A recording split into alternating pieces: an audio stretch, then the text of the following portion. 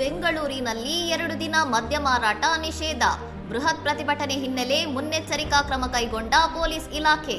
ನಗರದ ಫ್ರೀಡಂ ಪಾರ್ಕ್ನಲ್ಲಿ ಮಾರ್ಚ್ 24 ಮತ್ತು 25ರಂದು ವಿವಿಧ ಒಕ್ಕೂಟಗಳಿಂದ ಪರಿಶಿಷ್ಟ ಜಾತಿ ಒಳ ಮೀಸಲಾತಿ ಜಾರಿಗೆ ಆಗ್ರಹಿಸಿ ಬೃಹತ್ ಪ್ರತಿಭಟನೆಗಳು ನಡೆಯಲಿವೆ.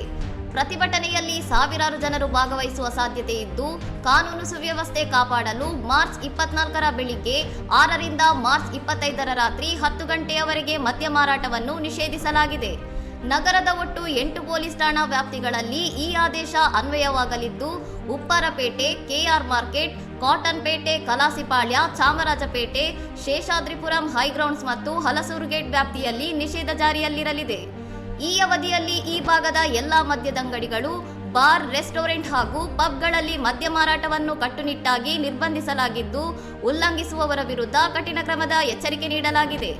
ಮೆಜೆಸ್ಟಿಕ್, ಫ್ರೀಡಂ ಪಾರ್ಕ್ ಹಾಗೂ ರೈಲ್ವೆ ನಿಲ್ದಾಣದ ಸುತ್ತಮುತ್ತ ಸಂಚಾರ ದಟ್ಟಣೆ ಉಂಟಾಗುವ ಸಾಧ್ಯತೆ ಇದ್ದು, ಸಾರ್ವಜನಿಕರು ಪರ್ಯಾಯ ಮಾರ್ಗಗಳನ್ನು ಬಳಸುವಂತೆ ಪೊಲೀಸ್ ಆಯುಕ್ತರು ಸೂಚಿಸಿದ್ದಾರೆ. ಇನ್ನಷ್ಟು ಸುದ್ದಿಗಳಿಗಾಗಿ ನೋಡ್ತಾ ಇರಿ ಸೌರಂ ಟಿವಿ.